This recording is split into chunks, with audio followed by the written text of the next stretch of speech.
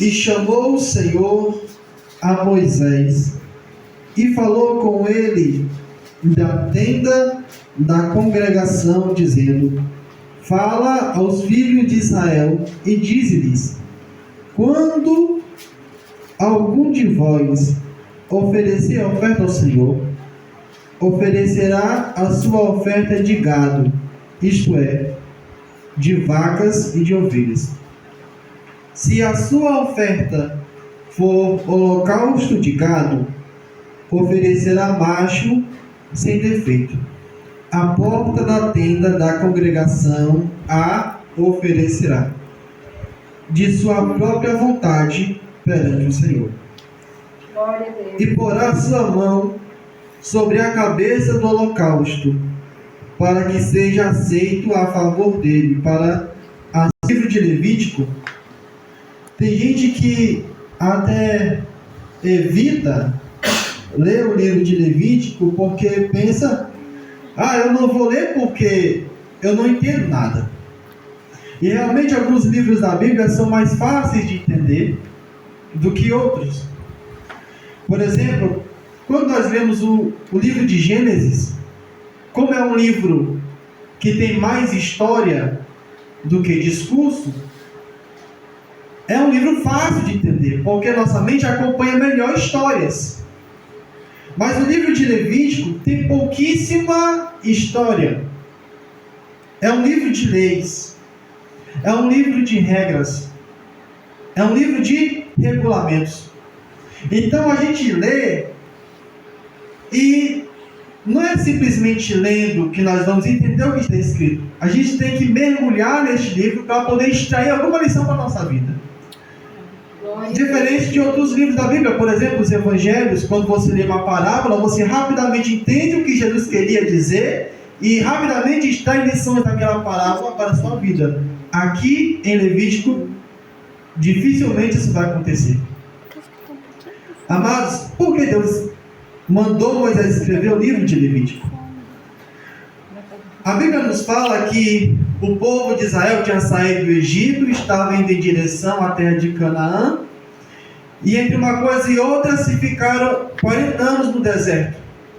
A Bíblia diz que Deus chama Moisés para o monte, e lá em cima do monte Deus dá para Moisés as tábuas da lei com os 10 mandamentos e muitas outras leis. No meio dessas muitas outras leis, Deus traz também para Moisés instruções sobre o que seria chamado de tabernáculo, ou tenda da congregação. É o lugar em que o povo iria para se encontrar com Deus. É o lugar em que o povo iria para oferecer sacrifícios ao Senhor. E o livro de Levítico vai dizer quem pode atuar neste tabernáculo. Quem poderia trabalhar ali, que era só os filhos de Levi, os filhos de Arão e sua descendência. E não apenas quem poderia fazer, mas o que iria fazer e como iria fazer. Todas estas leis, resumindo, todas estas leis estão contidas no livro de Levítico. Por isso é tão difícil às vezes a gente ler e entender alguma coisa aqui. Quando nós começamos no primeiro versículo, a Bíblia diz: E chamou o Senhor a Moisés da tenda e falou com ele da tenda. De 3 lugares a Bíblia nos mostra que Deus falava com Moisés, que Deus falou com Moisés. O primeiro lugar foi lá na sarça, Deus falou com Moisés na sarça. O segundo lugar foi no monte, onde Deus entregou todas as leis para Moisés passar para o povo. E o terceiro lugar é aqui da tenda da congregação. E nós podemos perguntar: o que é a tenda da congregação? Nós sabemos que o povo, quando estava no deserto, eles não tinham casa fixa, eles tinham tendas. Uma tenda, eu sei que os irmãos sabem, mas só para relembrá-los, tenda é como se fosse uma casa móvel. Quem tem uma tenda tem a ciência que não está ali para ficar muito tempo. E o povo de Israel quando eles iriam acampar, não era assim desorganizado, um aqui, outro acolá. Era uma coisa organizada. Eram 12 tribos. 3 tribos ficavam viradas para o norte, 3 tribos viradas para o sul, totalizou 6. 3 tribos para o oeste, 9. 3 tribos para o leste. E no meio ficava um vácuo. E tudo isso tem um propósito. Quando o povo, eles paravam e ficavam nesse formato de cruz. Aí agora, Deus chega para Moisés e diz: Moisés, eu quero morar no meio do meu povo. Porque sempre foi a vontade de Deus, de morar no meio do seu povo que ele escolheu. No Antigo Testamento, nos livros de Gênesis, de Êxodo, nós vemos Deus andando com muitos homens. Nós vemos Deus andando no Jardim do Éden com Adão. E quem foi Adão? Um grande homem. Nós vemos Deus andando com Abraão. E quem foi Abraão? Foi um grande homem. Nós vemos Deus andando com Noé. Nós vemos Deus andando com Enoque, a ponto da Bíblia dizer que Enoque andava tanto com Deus, que Deus o tomou para Aleluia! si. Porque quem anda com Deus é outro nível de intimidade. Andar com Deus vai muito além de vir para o culto. Andar com Deus vai muito além de você cantar, de você pregar. Andar com Deus fala de vida diária. Fala de comunhão cotidiana com Deus. E o que Deus sempre quis foi muito mais do que andar. Já era um privilégio o homem andar com Deus, mas Deus queria mais. Aí Deus diz assim: Moisés, eu não quero só mais andar com o meu povo.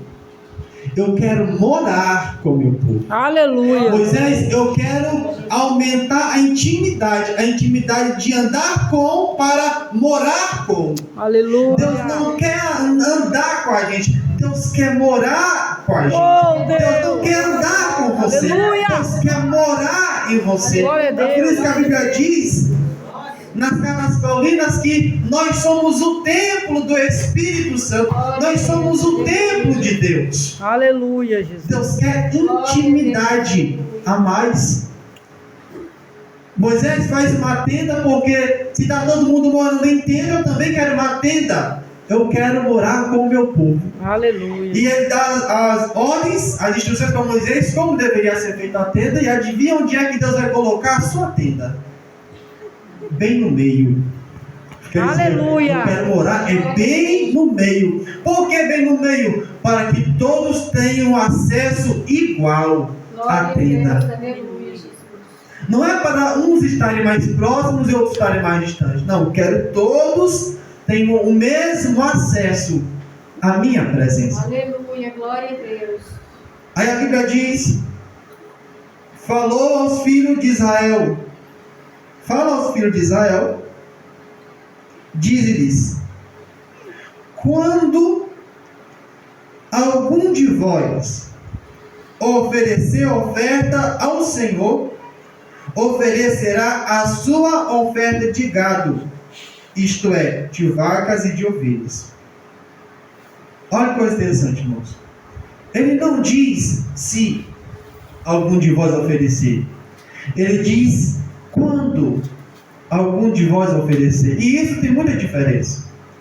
Porque quando você fala se, você não tem certeza de algo. Eu não sei se eu vou.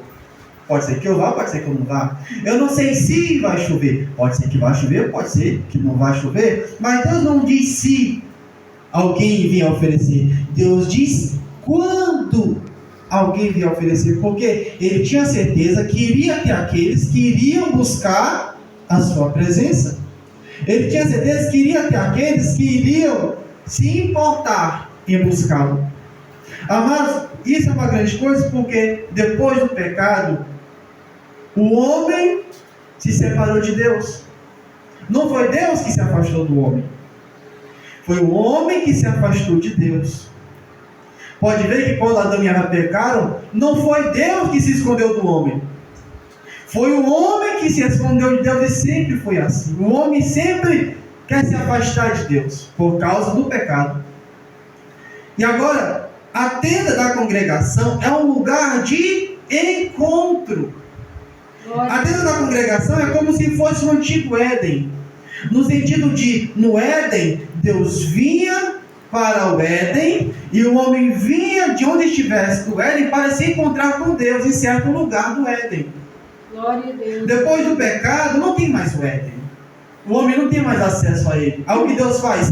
Deus coloca a sua tenda, e é como se Deus viesse para a tenda, e quem quisesse ter um encontro com ele, tinha que sair da sua casa e vir para a tenda, se encontrar com ele. Glória a Deus. Quando Deus diz, quando algum de vós oferecer oferta ao Senhor, Ele está dizendo, vai ter alguém que vai querer ter um encontro comigo, e eu vou facilitar esse encontro. Aleluia. Glória a Deus. Irmãos, hoje a gente não tem mais desculpa de dizer, eu não consegui ter acesso a Deus.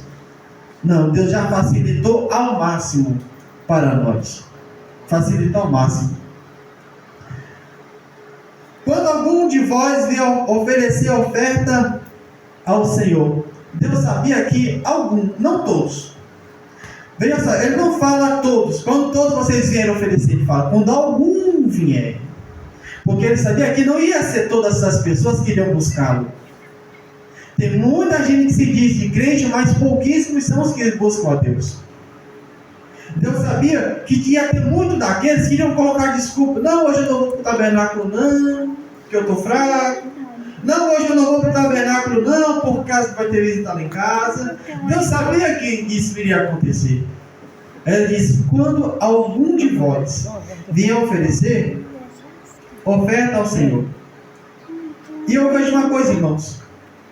Deus não obriga ninguém, porque Deus tinha poder e autoridade, Deus tem, claro, para obrigar vocês a ouvir, nem que não queiram. Deus poderia fazer isso? Poderia. E quem seria louco de não obedecer? Mas Deus não força ninguém, porque Deus não quer ninguém forçado a lhe buscar. Deus não vai forçar ninguém a orar, Deus não vai forçar ninguém a jejuar, Deus não vai forçar ninguém a vir para o culto. Deus não vai forçar ninguém a buscar Ele. Mas também, quando a pessoa estiver em calamidade, Deus também não é obrigado a ir ajudar. Deus não é obrigado a se mostrar quando a pessoa estiver caindo, quando a pessoa estiver me afundando e dizer, socorro Deus. Que Deus que você não buscou antes? Deus não obriga ninguém, mas também aqueles que buscam Ele de todo o coração, nos dias de calamidade, pode ter certeza que você tem um Deus. Oh Deus! Aqueles que buscam a Deus de corpo e alma, pode ter certeza que no dia que as trevas chegarem, a luz de Deus vai estar lá.